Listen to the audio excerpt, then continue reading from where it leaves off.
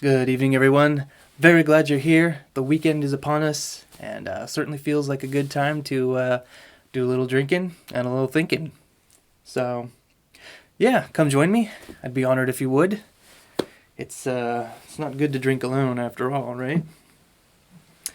And yeah, do a little drinking, a little reading, and hopefully we'll learn something today that we didn't know yesterday. With that being said, cheers to you, and Jesus too.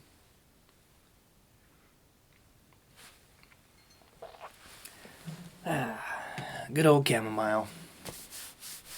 Nice way to kind of wind down, you know? It's been a very long week.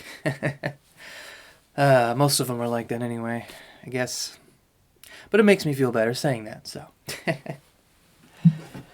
Anyway, try and keep it short. I'll try. No promises. But I just kind of want to continue the little series I've been doing. I don't even know if I can call it that, but it's just, I live in California. I don't know how it is in your state, but here and on the internet, I'm just seeing everywhere people are praising socialism, communism, that kind of thing, talking about basically how great it is. And, it sounds nice. That's great.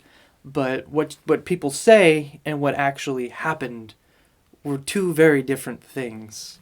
So I just wanted to call attention to that, and I wanted to just kind of sound the alarm, I guess you could say, about what socialism actually does and what it's about. And I was doing a little reading and wanted to share a interesting story with you from Soviet Russia. And this is actually an out-of-print book. Pretty interesting. Written by a guy named Archer Puddington. Let me see. Arch Puddington. It's called Failed Utopias. Methods of Coercion in Communist Regimes. So, and ironically, it was printed at the Institute for Contemporary Studies in San Francisco, California. Very ironic, because you couldn't find a book like this nowadays within 100 miles of San Francisco. Oh boy, yeah. Anyway, I'm just going to read a couple excerpts from one chapter of the book. The chapter is called Why They Don't Love Perestroika. Now, perestroika was basically a series of reforms enacted in Soviet Russia by a guy named Mikhail Gorbachev. The Soviet economy was just not doing well. Socialism wasn't working. And you'll see why. We'll get into that. But basically, they were trying to reform it. They were trying to open things up a bit because it was bad. And some interesting things happened. So, and we'll get into those interesting things right now. The obstacles confronting Mikhail Gorbachev's campaign to overhaul the Soviet economy were summed up in rather dramatic fashion by an incident described in a 1987 Reuters dispatch, which reads as follows. Moscow, August 13th. A tomato war has broken out on the banks of the river Volga, featuring clashes with Soviet police who encouraged youngsters to smash greenhouses run by private, quote, money grubbers, according to a newspaper report. Correspondent Igor Gaimayunov of the weekly... I'm not even going to say that. The Gazeta said he was astonished in the Volgograd region recently to hear how police had carried out local authority instructions to limit the extent of private tomato growing. In some places, greenhouses were smashed, while in others, wells were sealed and roadblocks set up to prevent gardeners, many of them pensioners, trying to make extra money from taking produce to market. A number of growers had answered the police with their fists, Gamayunov said. In the town of Dubovka, schoolmaster Vladimir Ivanik told Gamayunov how his students had joined the orgy of destruction after receiving instructions from police. Before lunch, they smashed the windows of greenhouses, pulled off plastic sheeting, and broke growing frames. With help from the organizers, they towed greenhouses by car and tractor out into the road, smashing everything on the way, he said. Residents shouted, women cried, and some attacked the lads with their fists. And all this happened in the presence of the public prosecutor, the police chief, and local councilors, Ivanek added.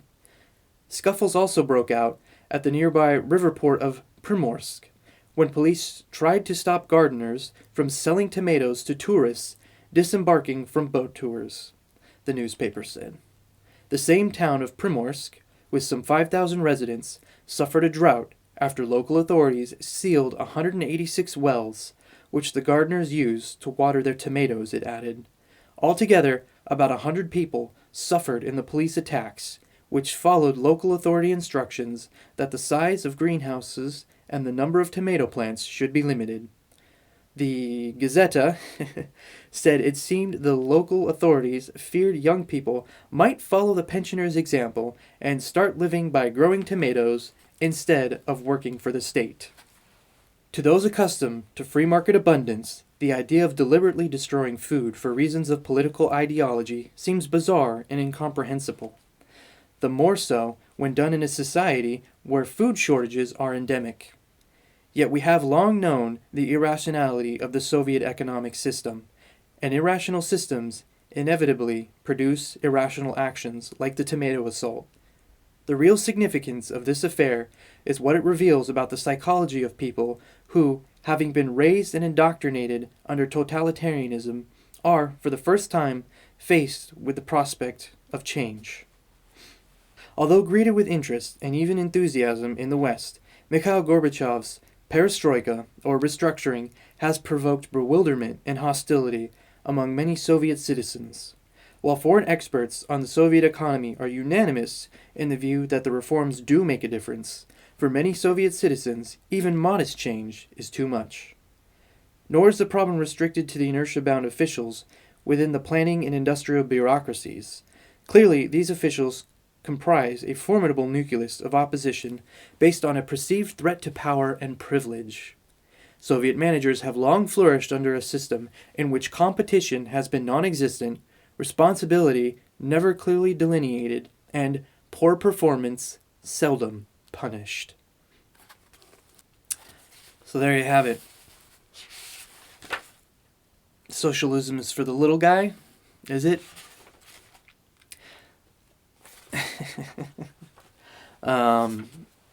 It just amazes me, you know.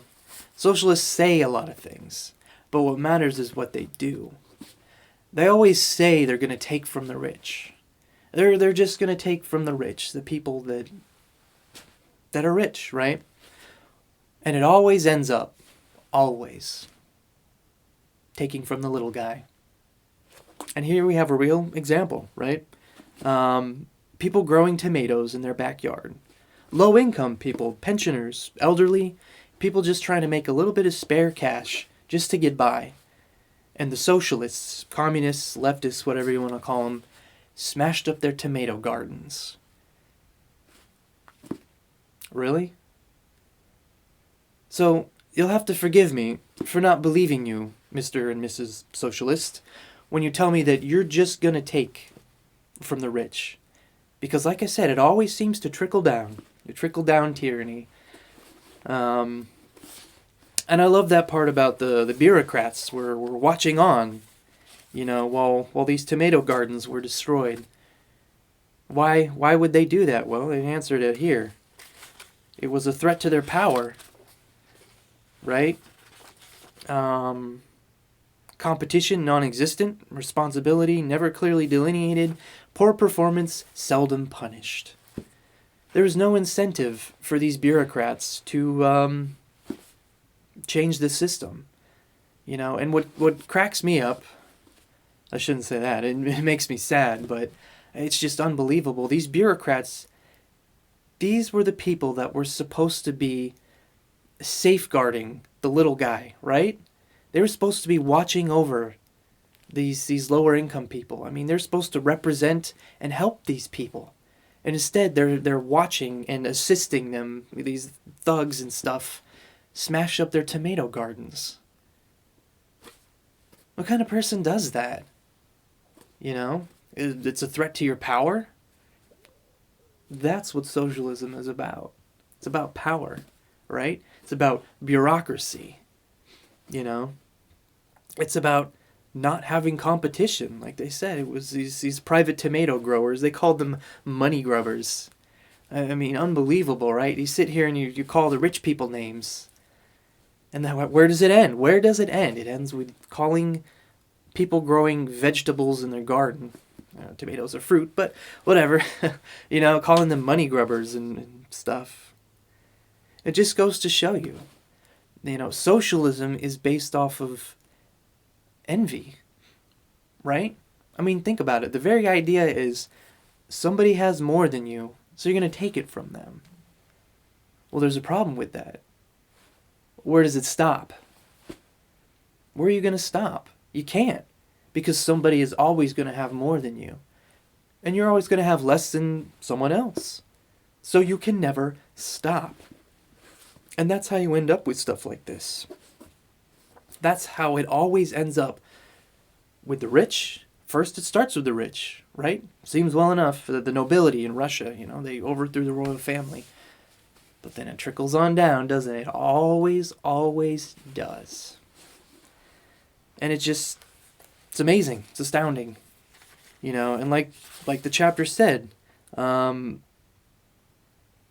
a society where food shortages are endemic.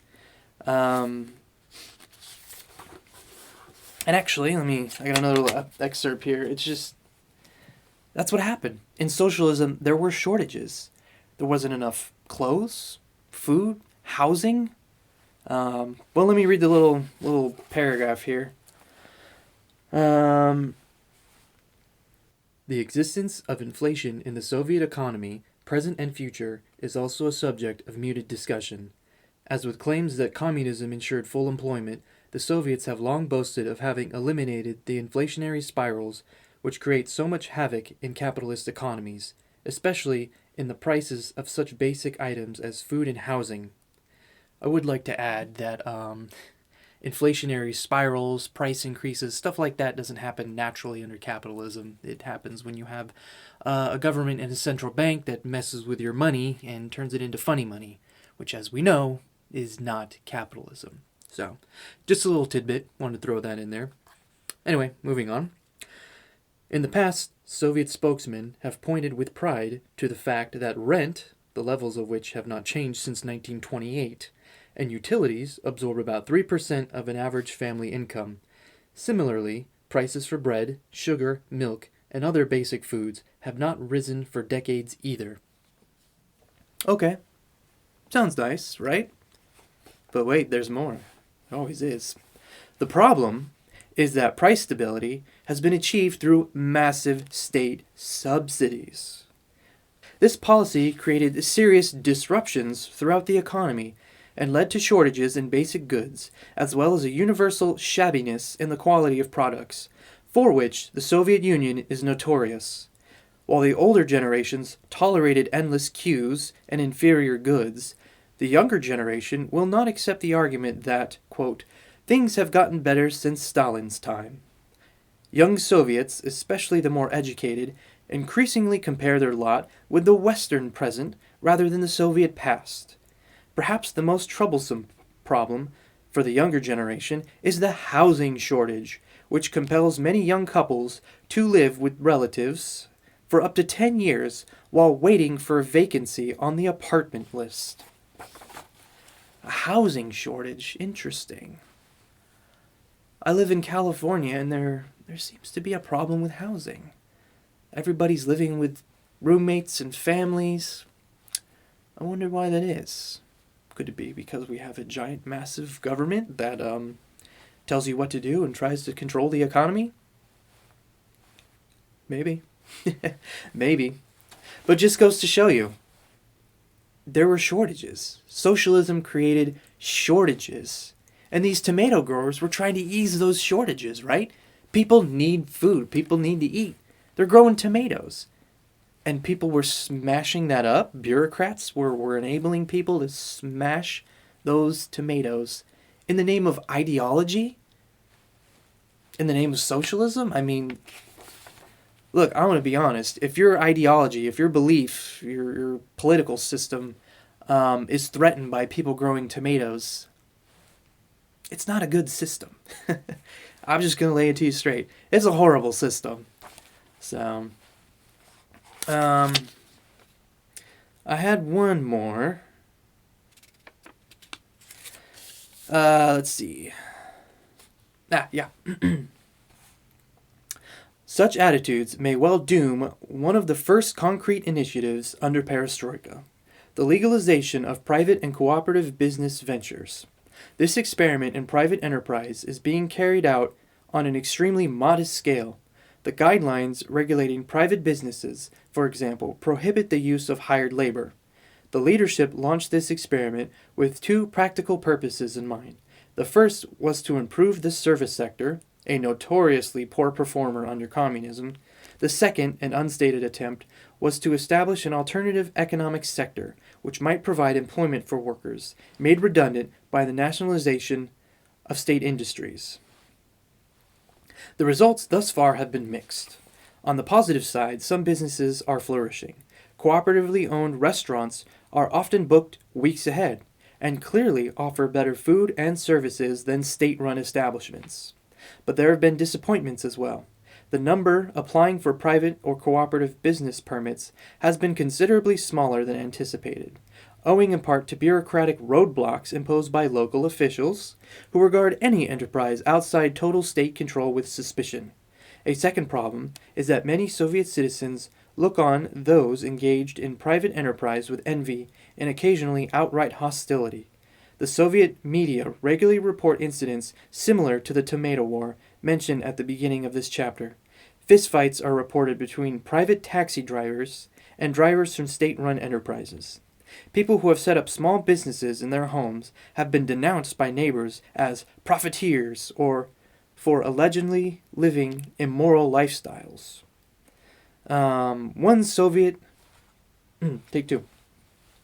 One powerful Soviet official, exasperated at the sullen popular response to economic reform, declared, "Our people have simply forgotten how to do something for themselves." This observation may be accurate, but the absence of the entrepreneurial spirit should not be exaggerated. It lives and thrives in a vast underground economy in which everything from medical services and home repairs to works of art and prime cuts of meat can be purchased. Interestingly enough, the idea that the more adventuresome could reap substantial profits through the illegal economy was accepted as a normal feature of Soviet life by many of the same people who feel profoundly threatened by the idea of making such activity legal.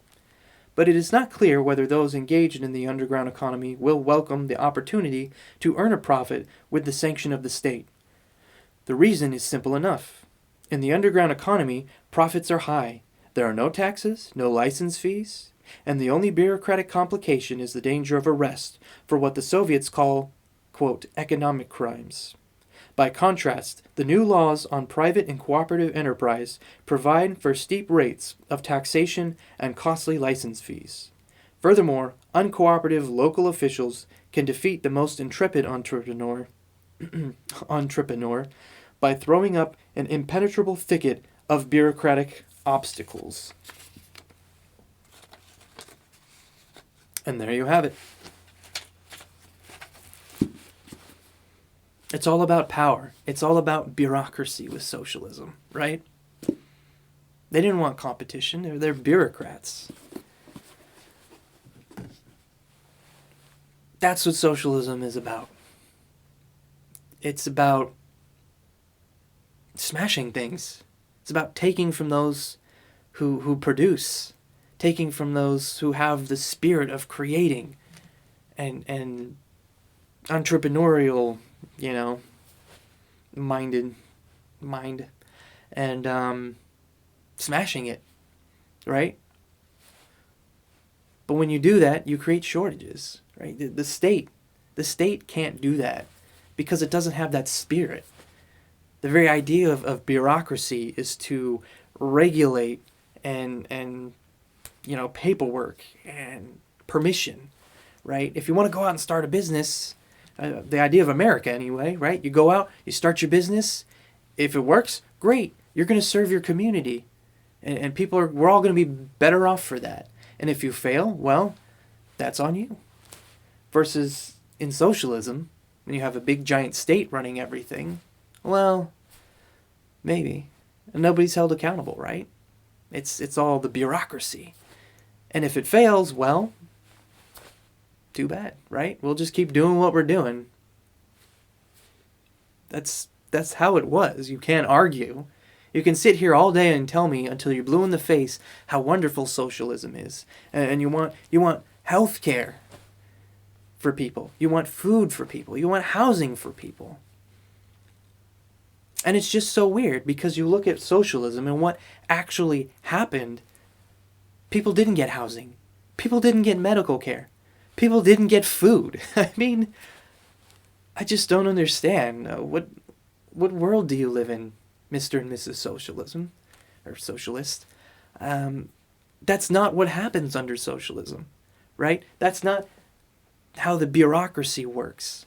The bureaucracy exists for the bureaucracy. I keep saying it's about power, right? Think about it. If you had a job where you weren't going to get fired, you're not going to be accountable for your actions, and it doesn't matter, right? It doesn't matter if you win or fail or lose or succeed. It doesn't matter, right? You're going to be taken care of. Well, there's no incentive for you to do anything. And when someone comes along and grows tomatoes, it's a threat to your power. And since you have that power, you can go smash it up. So, I don't know. Rambling a little bit, meandering, but I think you get my point. I could talk till I'm blue in the face about how ridiculous it all is. But I really think this proves my point. History proves my point. And that's why I love history so much. It's because, like I said, I live in California, and I meet these people every day, and they aren't aware of this stuff. They aren't aware about what socialism actually is and what it actually does. It's horrible. It's horrible. Socialism doesn't create prosperity. Big government doesn't create prosperity. It creates shortages and despair. And it smashes tomato gardens. People who are just trying to get by. Old people, pensioners, lower income people. The people that socialism is supposed to protect is the people that it ends up hurting. And you can't argue with that. I mean, you can, but you'd be wrong. Anyway. Yeah.